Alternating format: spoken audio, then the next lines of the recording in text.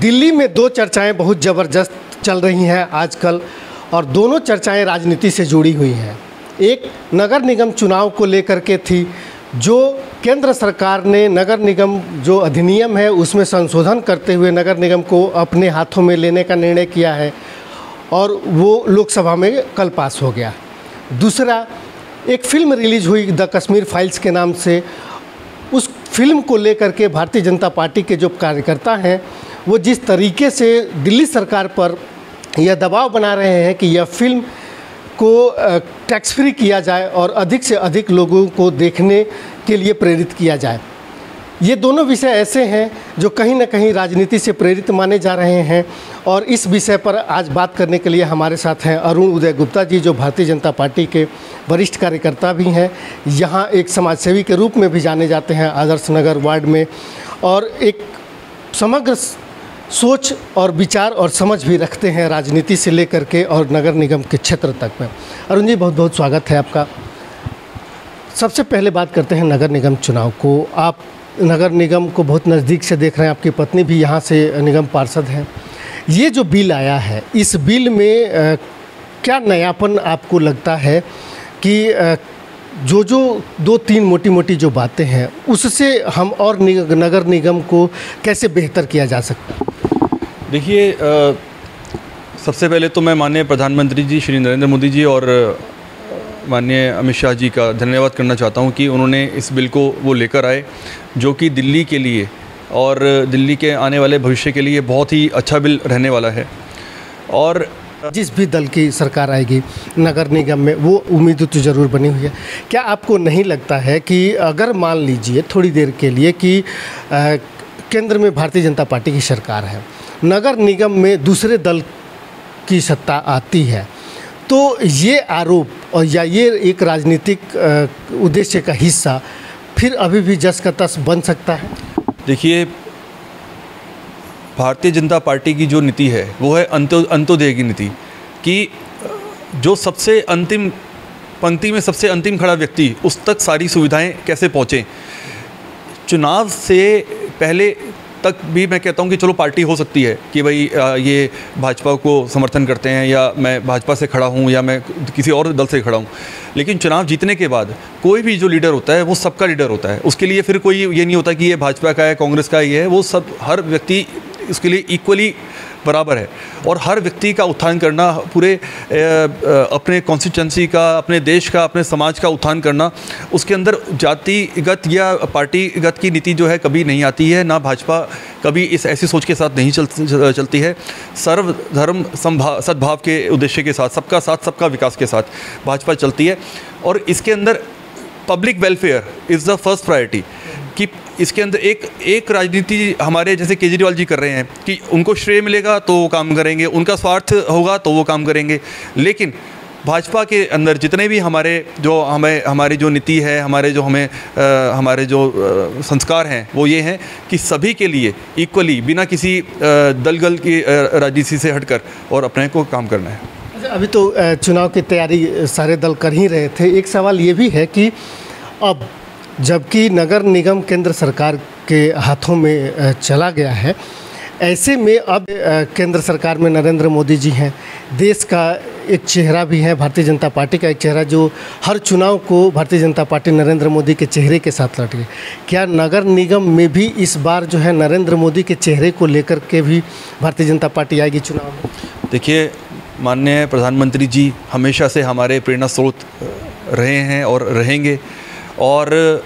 उनसे संस्कार लेते हुए हमारे ऐसे अनेक भाजपा के अंदर संगठन में ऐसे अनेक कार्यकर्ता हैं जो हर प्रकार से सक्षम हैं। और अब यूपी के अंदर हमारे माननीय आदरणीय योगी जी, और इसके अलावा इस तरह से बहुत सारे उदाहरण हैं कि जो एक बहुत सशक्त चेहरा हैं। तो माननीय मोदी जी तो हमेशा ही हमारे जो हैं हमारे मार्गदर्शक रहे हैं। और उसके अलावा अनेक जिसको भी पार्टी आदेश करेगी, ऐसे अनेकों चेहरे हैं और वो आगे आकर वो अपना नेतृत्व करेंगे। आप लोग को उम्मीद है कि इस बार ये जो बिल आने के बाद से जो आलोचना का शिकार जिस तरीके से भारतीय जनता पार्टी शासित एमसीडी रही है, वो उस आलोचना में एक नया आयाम जुड़ेगा और उस पर विराम लगेगा। एक नई उम्मीद के साथ जो है भारतीय जनता पार्टी फिर चुनाव में जाएगी और वो जीत करके फिर वापस। देखिए, मैं एक बात बताना चाहता हूँ जो शायद बहुत सारे लोगों को नहीं पता है आज के समय डेट में। जब हमारे निगम के पार्षद चुन के आए और उस समय केजरीवाल सरकार दिल्ली सरकार में थी और निगम के अंदर भाजपा के पार्षद चुन के आए, बहुत उम्मीद से और बहुत ही मन से, बहुत क्रिएटिविटी के साथ नए पार्षद आए थे, नई ऊर्जा नई उड़ान के साथ हमारी पार्टी लाई थी। और उनका बड़ा मन था कि हम कैसे ग्राउंड में जाके काम कर पाएँ, कैसे हम जो पब्लिक को जो सुविधाएँ हैं, निगम की जो सुविधाएँ हैं वो मिल पाएँ। लेकिन जब हम ये योजना बनाकर और जब हमने आगे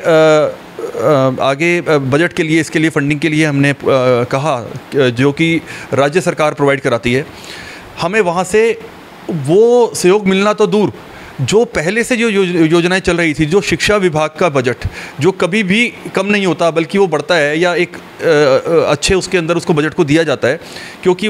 शिक्षा इज़ फर्स्ट मोस्ट प्रायोरिटी किसी भी उसके अंदर। पहली बार ऐसा हुआ है कि केजरीवाल सरकार के समय निगम को शिक्षा बजट के अंदर भी कटौती की गई, वो बजट भी पूरा नहीं दिया गया। तो जो इनकी मानसिकता है, जो इनकी सोच है, वो पूरी तरीके से स्वार्थ से भरी है। वो पूरी तरीके से कि भाई मेरे को इसमें कहीं श्रेय मिले, उठाते ही रहा है। व्यवस्था जो है टेक्नोलॉजी से लेकर के और जो भी नए नए आइडियाज़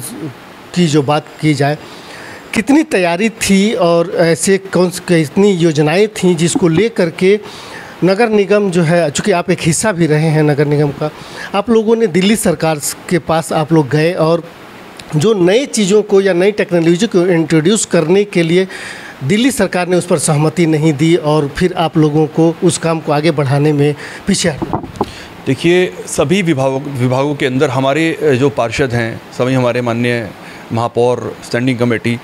सभी ने बहुत ही अच्छे से एक इनोवेटिव आइडियाज़ के साथ यहाँ पर आए थे और बहुत हमारी एक मंथन हुआ कि किस प्रकार से हम इसमें कार्य करें। चाहे वो हमारे एमसीडी के स्कूल्स हैं, स्कूल्स के अंदर जो हमारे बच्चे किस प्रकार से अच्छी टेक्नोलॉजी से हम उनको पढ़ा पाएँ, उनके लिए वहाँ पर स्मार्ट बोर्ड्स और हर स्कूल में स्मार्ट बोर्ड्स की व्यवस्था हो, हर क्लास में स्मार्ट बोर्ड की व्यवस्था हो, जो आजकल नई टेक्निक से बच्चों को पढ़ाया जा रहा है उसकी व्यवस्था हो। और इसके अलावा जो हमारा कॉम्पैक्टर्स हैं, कॉम्पैक्टर स्वच्छता के लिए जो अपना वेट वेस्ट है और ये जो अपना ड्राई वेस्ट है उसको अवेयरनेस करने के लिए, और इसके अलावा और भी बहुत सारी ऐसी चीज़ें थी। शौचालयों को मॉडर्न बनाने के लिए सभी जगह महिला शौचालय भी साथ में हो, जिसके अंदर हम कर भी पाए काफ़ी जगह। लेकिन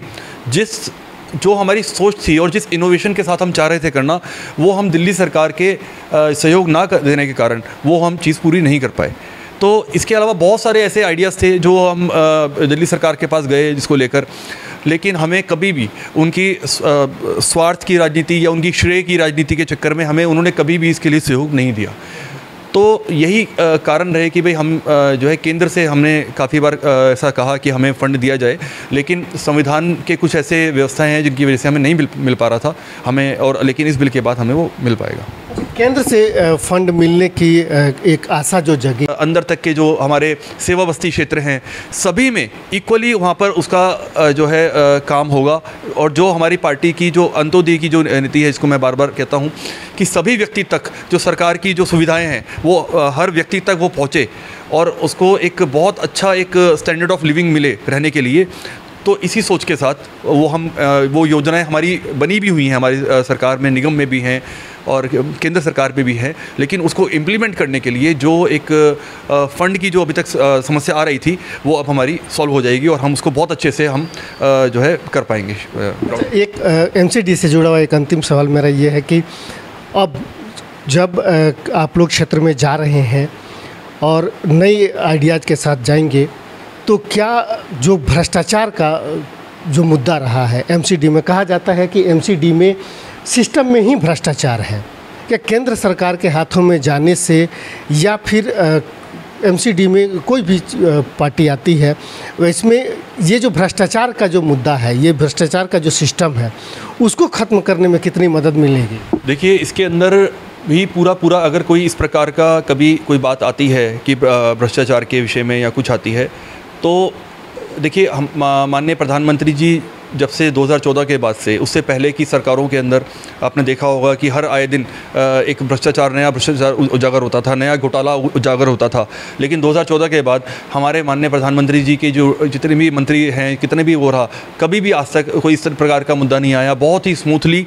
और बहुत ही अच्छे से सभी उनके जो मंत्रालय हैं, सभी कार्य जो है वो कर रहे हैं। और जहाँ तक निगम की बात है, दिल्ली निगम की, तो जो दिल्ली सरकार का अब तक एक हस्तक्षेप रहता था, जिसकी वजह से कहीं ना कहीं जो है इस तरह की चीज़ें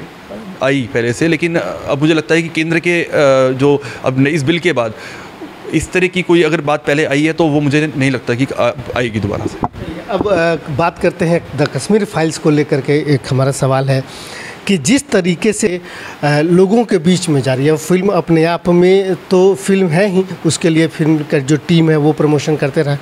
लेकिन पूरे प्रमोशन का काम भारतीय जनता पार्टी ने अपने हाथ में लिया है। क्या इसका कुछ फ़ायदा, राजनीतिक फ़ायदा भारतीय जनता पार्टी को मिलने वाला है? देखिए, पहली बात तो ऐसा नहीं है कि भारतीय जनता पार्टी ने इसका प्रमोशन का काम लिया है।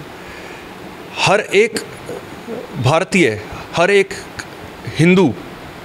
जो वहाँ पर जो कृत्य हुआ था आज से 32 साल पहले, जो इतना एक नरसंहार हुआ था, अगर कोई व्यक्ति उसको देखता है या उसको आगे बताता है जो सच्चाई जो एक कभी घटित हुई थी, और उसको लेकर वो अगर कहीं सामने जाता है, तो इसमें इसको राजनीति के दृष्टि से नहीं देखना चाहिए। ये तो एक बहुत ही एक, अगर उन्होंने एक ऐसी छुपी हुई चीज़ को जो कभी भी कोई आगे नहीं ले पाए, एक सच्चाई को आगे नहीं लाए, चाहे वो बॉलीवुड हो, चाहे वो हमारे राजनेता हों, अगर एक व्यक्ति उस सच्चाई को सामने लेके आ रहा है जो कभी, और एक जो इतनी आज तक उसके साक्ष्य हैं, ऐसे कितने हमारे वहाँ से हिंदू जो हैं पंडित हैं, हिंदू भाई हैं जो वहाँ से भागकर आए। मेरे सामने की बातें हैं कि यहाँ पर वो आए और वो रोते हुए यहाँ पर आए थे, उनका सब वहाँ पर उनका घर बार सब बिल्कुल छूट गया था।